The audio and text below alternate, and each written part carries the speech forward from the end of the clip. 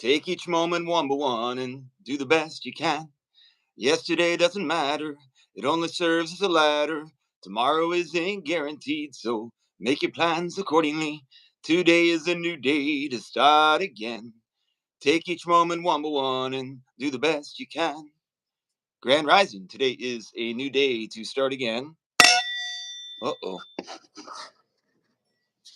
Programming error. What is today? This is a good start. So this is a good day. 1/22/2025. So this is my second attempt, my second edition of my live stream. I said what I wanted to do was start with a Bible verse. That's one of the things I wanted to put more emphasis into. So I was going to do a full, like, where I just pick a verse at random. But this time I'm going to go to Luke because I was kind of called to look into Luke. To begin, to kind of show how I do things, if anybody cares, I start by looking into who Paul was and what we know who Paul was actually. And through all of my looking into it the last few days, or really the last day for Paul and for Luke, is that Paul cites Luke in his writings in a couple different places. I didn't write down where. I used a Centre Place is a YouTube channel. That's usually my go-to right now whenever I'm trying to look into like a scholarly yet still very esoteric and biblical. It's just I think a very good source for me anyways, on when I'm trying to learn about different places in the Bible. But Paul cites him, and then Luke is basically a mate, a missionary, a disciple. There is a Luke that is that. And from what I've ascertained, the Bishop Irenaeus in 180 is actually where. So it's there is a perspective that says that the original Gospels were anonymous and they've been attributed names, and Luke was attributed their name or its name by this Bishop Irenaeus. That's how it became Luke as a gospel, as like a book in itself, I guess is what you would say. And that happened. And that's kind of what I was looking at. And then I also, as I was looking at that, I thought it was interesting that you have the three synoptical gospels, and then you have the fourth gospel, and just in the writings in itself of how they line up and where they're from, it does seem that the writings, there's like a cataclysm that may have happened in between them, is what I've started to think. But because there's cataclysm during the dark ages for sure, of some sort. But to get back to Luke, because that's what I'm doing, is I'm going to cite, I'm going to look at random a verse from Luke and read that today. But I just kind of wanted to get into what I looked into. None of the writings is in the spoken tongue of Jesus, so that's the first thing. It's all in an adaptation from Aramaic, which we don't have any writings actually of. But from what we can tell, Luke was known as the beloved physician.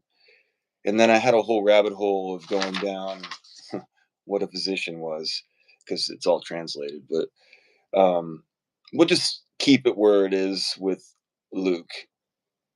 And I don't know much of Luke, even though he's a large portion of the of the New Testament. So I do think I need to learn more of Luke. So I'm glad I'm starting with that. That's kind of why I chose it. So what I'm going to do now is just pick a random place here and then read a little bit.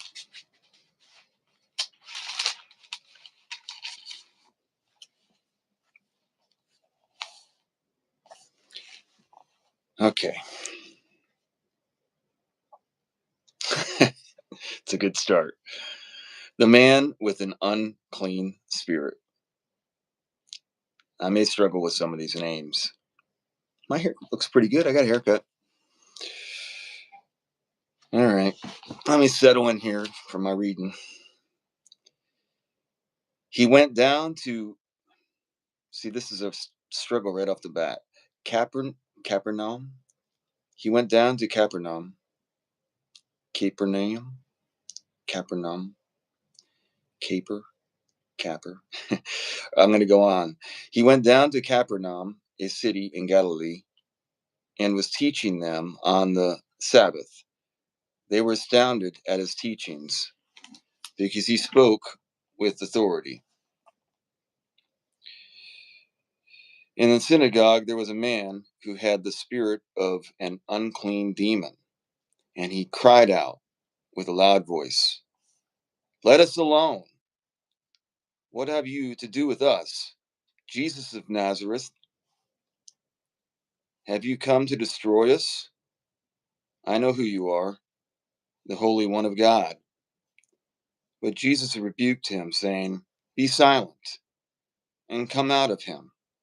When the demon had thrown him down before them, he came out of him without having done him any harm. They were all amazed and kept saying to one another, "What kind of utterance is this? For with authority and power he commands the unclean spirits, and out they came." And a report about him began to reach every place in the region. Well, that was pretty good. Looks like I got somebody watching.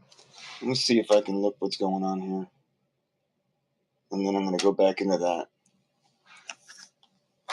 I don't know what I'm doing.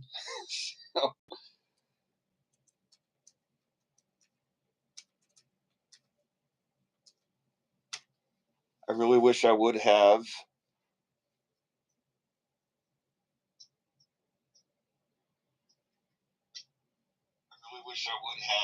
Uh oh.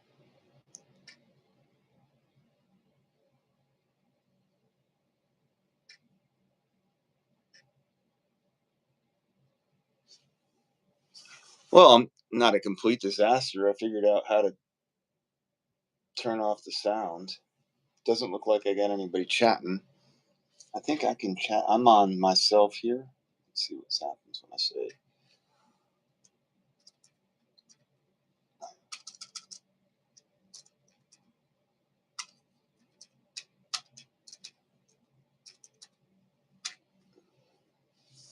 That worked.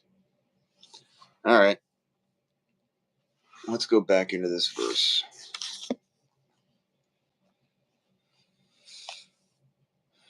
The man with an unclean spirit. Luke, and it looks like it's, so it says 5.5 on top, and then it says 31 here. So let's see. I would like to know how to say Capernaum.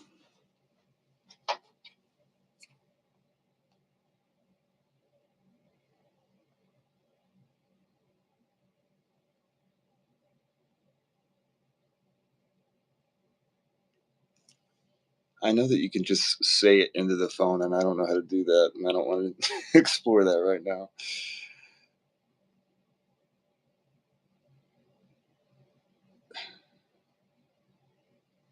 Capernaum. Capernaum. Capernaum. All right, now I got it. I don't know if that's right or not. the man with an unclean spirit. He went down to Capernaum, a city in Galilee, and was teaching them on the Sabbath. They were astounded at his teaching, because he spoke with authority.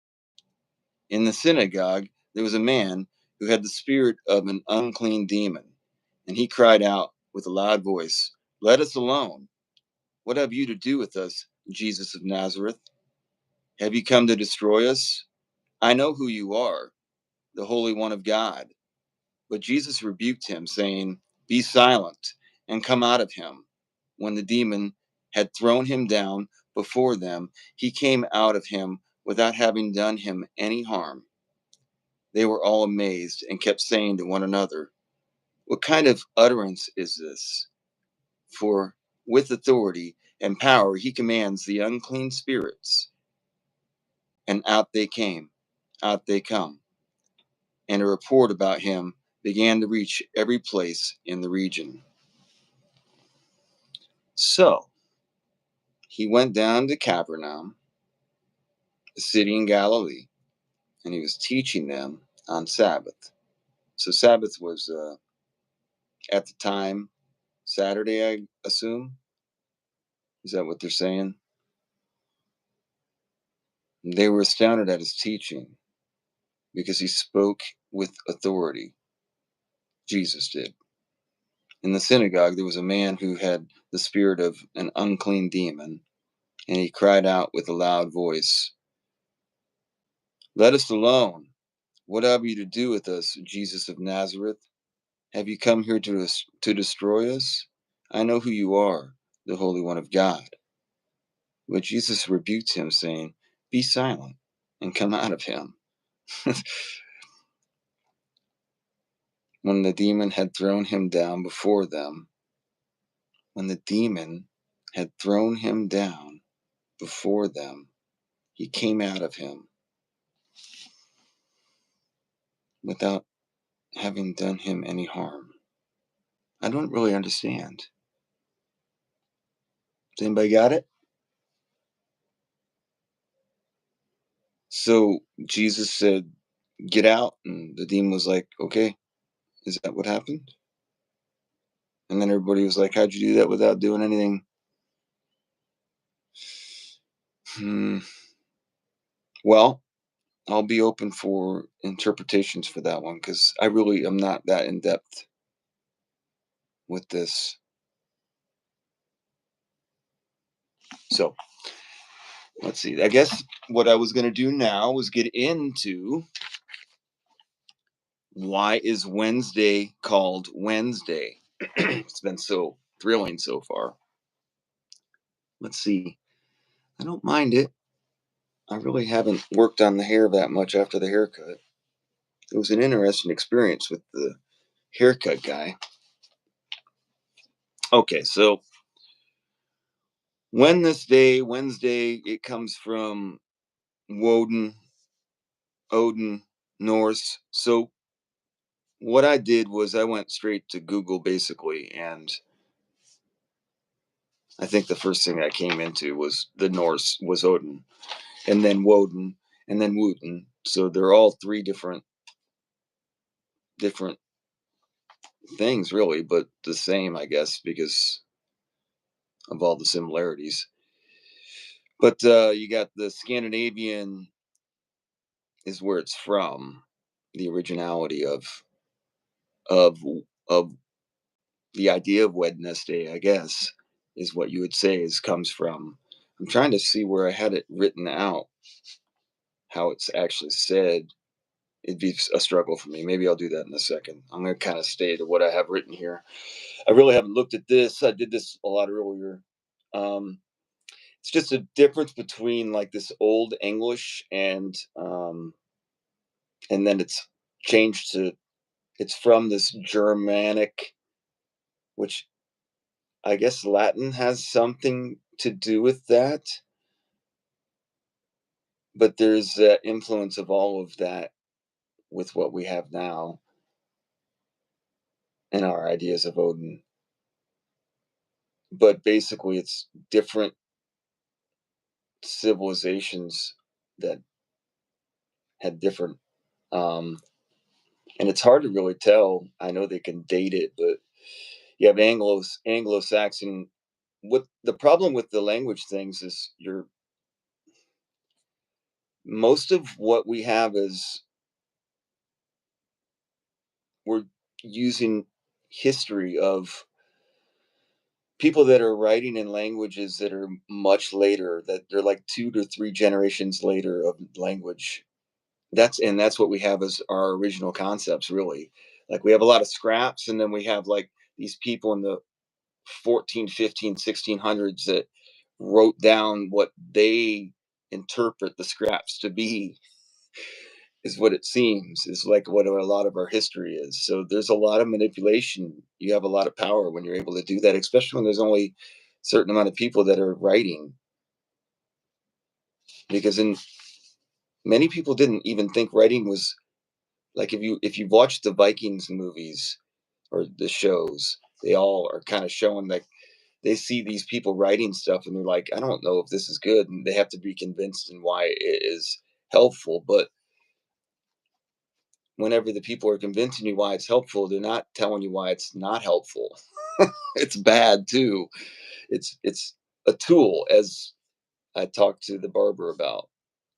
And there's all these tools, and some of them just shouldn't be used, or if they are used, very sparingly. And language and words might be one of them. But here I am talking away. um, so I went through. I've got a lot of stuff here.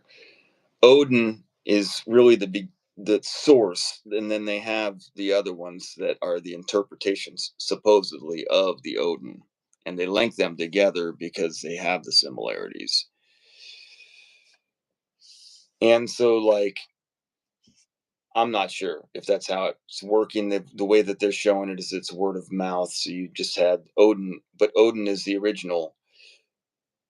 And I'm going to get in a minute into like the original text of the Odin stuff, and that's what really intrigued me. But let me stay. I'm focused on my initial. This is my initial like Google page that I did.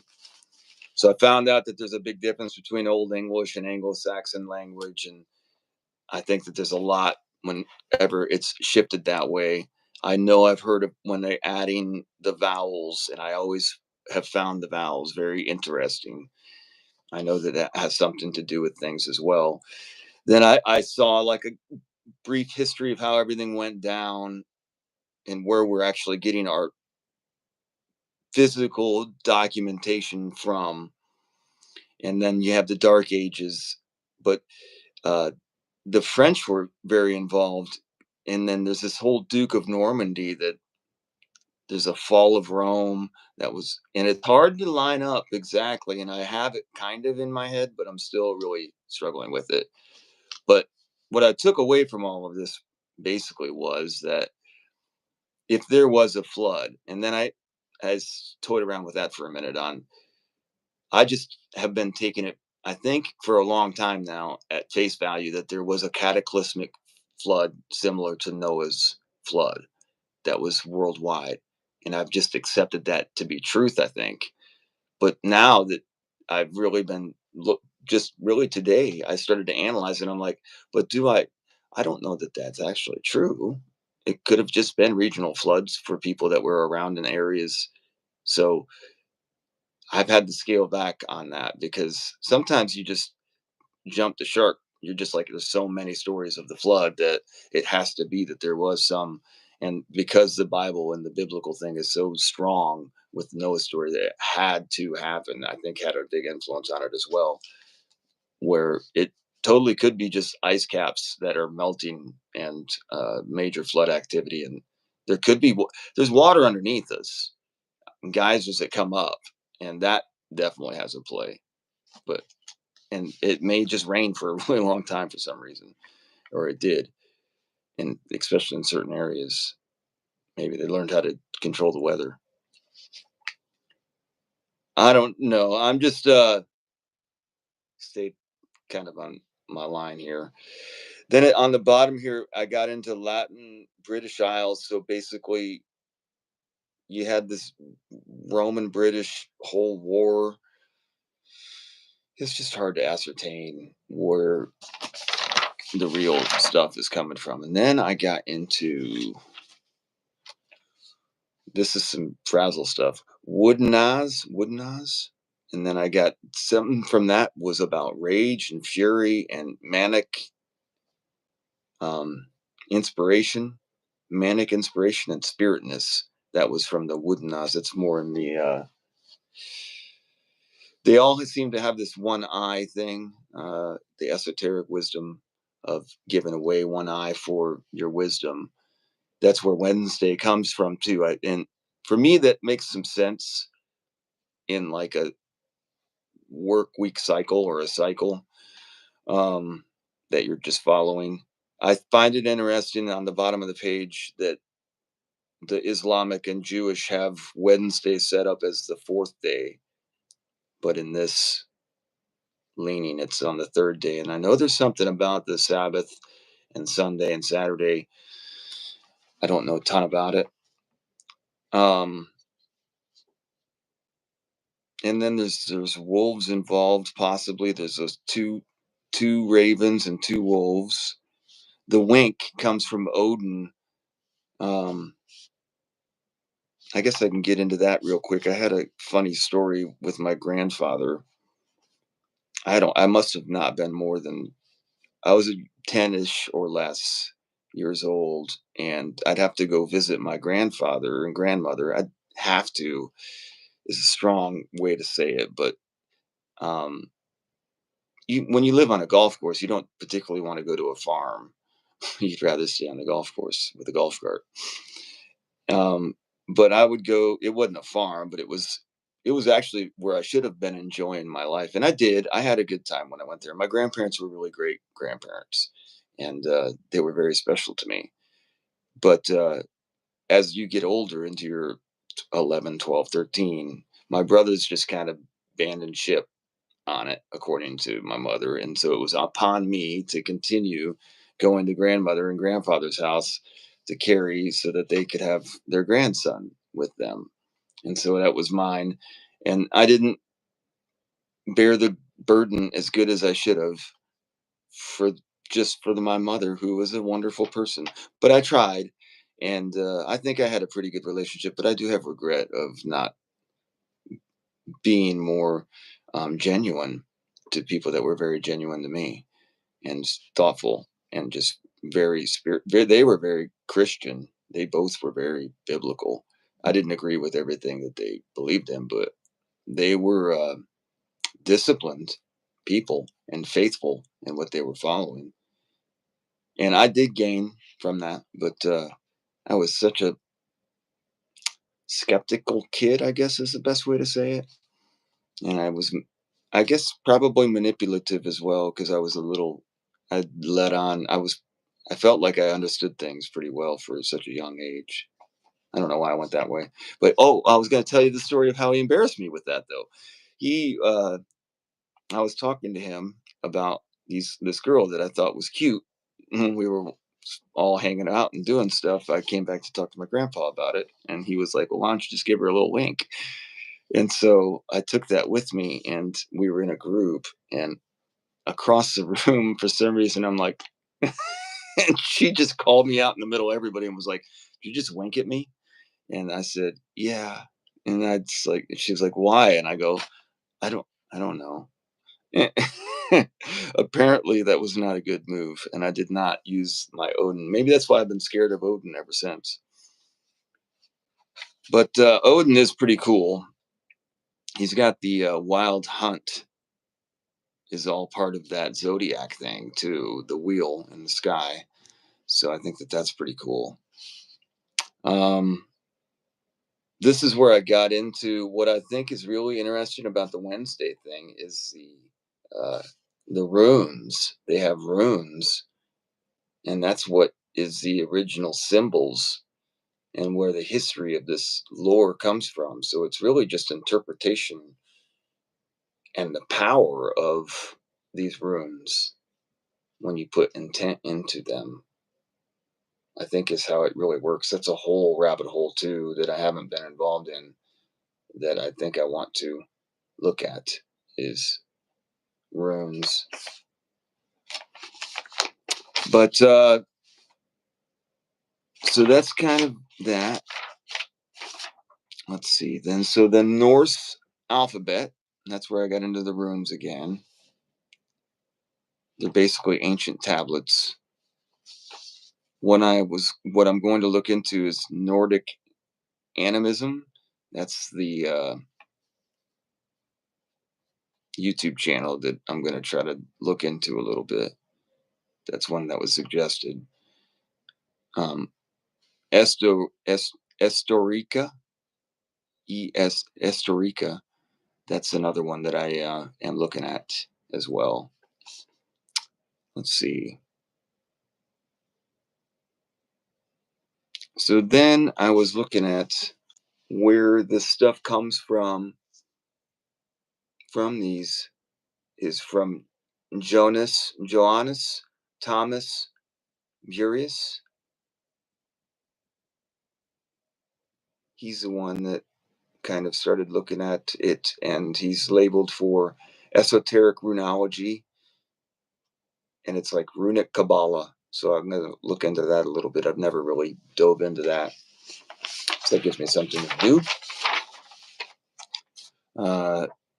I looked a little bit into the Ravens, the Hugin, and the Nugan.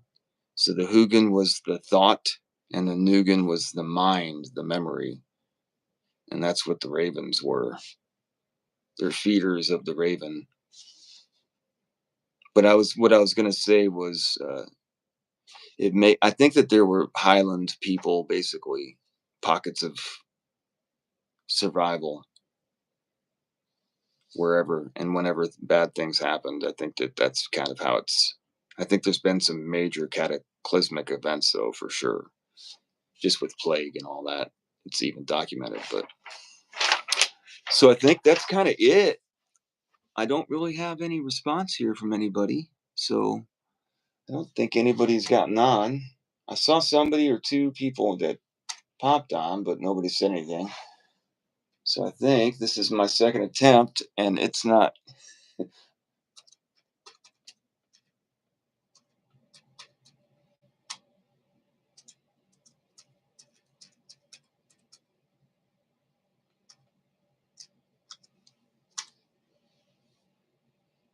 Let's see.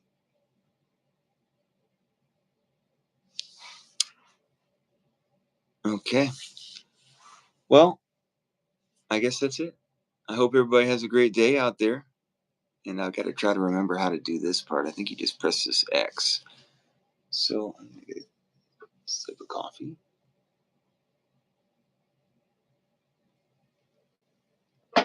I'm really just trying to set this up to where it's a video that I do and it's open.